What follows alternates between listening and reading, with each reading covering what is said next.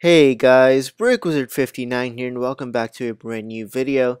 And today we're going to be talking about some rumors of the upcoming LEGO Star Wars 2019 spring/summer sets. So about a week ago there were some kind of lists kind of leaked on potential 2019 spring and summer sets. And so in this video we're just going to be talking about all of them and kind of be giving you my thoughts on these rumors. Now again, because they're rumors, they potentially could not come true, but still nonetheless, I'll be kind of giving you my thoughts on these sets in this video. So without further ado, let's go and get started. And also just want to quickly mention that more videos are on the way now. Been busy over the last couple weeks, but again, videos are coming very soon. But anyways, without further ado, let's go ahead and get started and take a look at these sets. Alright, so the first three sets we're going to talk about are these junior sets, and these are kind of a new type of juniors theme or sub-theme, and this is, they're kind of two different types of sets here. So the top two, we have the Attack Action Battle on Endor and the Attack Action Battle on Hoth sets, and on the bottom we have Defend Action Battle Echo Base. So these are these kind of new type of sets that Lego's introducing, where it's kind of like a kind of a playable type of set. So what basically they're doing is there are going to be these type of like kind of shooters, these disc shooters or some sort of shooters, which a person will actually man and be able to shoot down some discs or figures or something. So again, this is a bit of an interesting concept, but because we don't really have too much information on it, not going to go too much into it, but again, it does seem like an interesting concept, one that I think a lot of kids would definitely like. So it's a bit of a cool new attempt, like a cool new kind of idea that Lego's done, so hopefully it definitely does pretty well. But those are the junior sets. And moving along, the next set is Rey versus Kylo Ren on Starkiller Base. Now this is definitely a very surprising set because of the fact that The Force Awakens is already a few years ago, and usually Lego hasn't made really any Force Awakens sets for a couple years. So this is one I'm very highly doubting. I don't think this would be made. And if it is a Rey versus Kylo Ren set, maybe something related to The Last Jedi, or not sure, but just it's kind of surprising that they're doing the Force Awakens deal. This was also rumored a couple years ago, so I mean, this has just been a set that's always come out in the rumors, so probably it's going to be unlikely, but again, I just thought I'd put that out there. I said I'm not too excited about. I mean, it'll be a cheap way to get Rey and Kylo Ren, but other than that, not really something I'm too excited about, so there's a look at that. Alright, and the next set is going to be from Star Wars Resistance, and that is Vaughns Starfighter. Now, this is a character from Star Wars Rebels, Star Wars Resistance, and I have sadly not seen that show. So again, I don't know too much about it, other than the fact that the ship is actually a TIE Interceptor, but with a red color scheme. So this is in a way good because, again, we've always wanted a TIE Interceptor. Now again, it sucks that it's in a red color, but still, at least we get some sort of TIE Interceptor. You can literally just take the instructions and make a updated, like kind of different colored version of this set based on the instructions. So at least we're getting some sort of TIE Interceptor, so that's really awesome. Definitely this is one I'm kind of excited about. Interested just to see the red color and how that kind of looks on the build. I think that'll look pretty cool. Same with the figures. But again, this is one I'm pretty excited about, even though it's not really a true Lego TIE Interceptor. Alright, and moving along, we have the Black Ace. Now, actually, I forgot to mention, Vaughns Starfighter will be $70, so a bit of a hefty price point. But anyways, moving along now, we got the Black Ace, which is going to be a $50 set. This one is a bit of a weird vehicle, also from Star Wars Resistance. Again, this is definitely going to be one that I don't think is going to, really sell well at all.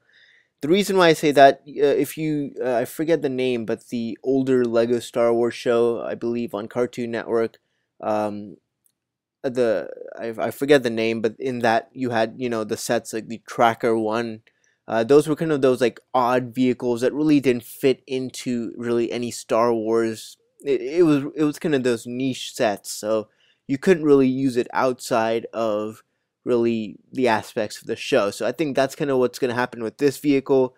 Something you can't really use outside of really the aspects of the Star Wars Resistance show. Therefore, I don't think this is going to be one that's going to be super popular and sell too well. But again, the ship looks cool, but that's just kind of my thoughts. So there's a look at that. Alright, and moving along, we have one of the 20th anniversary LEGO Star Wars sets, and that is going to be the Pod Race, Anakin's Pod Racer. Now, again, for those of you who do not know, LEGO, it's rumored that they'll be doing a few 20th anniversary sets because it's 2019, 20th anniversary of LEGO Star Wars. And again, I would like them to, I know they're like around 6 sets, I'd like them to maybe do one from each of these original 6 films.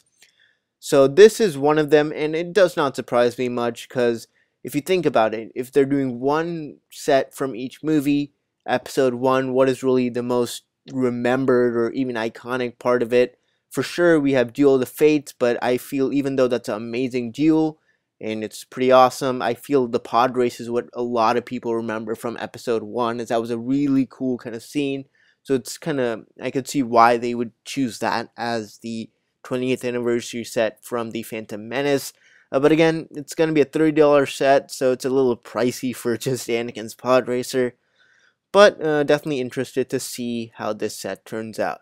Alright, and moving along, this is the Slave 1, so this is another set rumored to come out, and this is what I'm excited about, because it's going to be finally a playset version of the Slave 1, 120 bucks, over 1,000 parts, so it's going to be a pretty large build, and again, it's just Slave 1, which kind of probably means that it's going to be a Boba Fett Slave 1, possibly a Jango Fett Slave 1, but definitely I think it's going to be a Boba Fett Slave 1, since it only says Slave 1, and that's going to usually the main ship. When you say Slave 1, that's the one that everyone thinks about. So I think we're going to be getting a new Boba Fett Slave 1.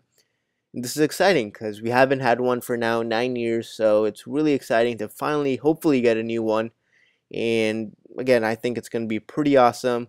120 a bit pricey. I would have hoped maybe 100, since the last one was around like 50, 60 bucks. So a bit of a high price point, but still one I'm pretty excited about.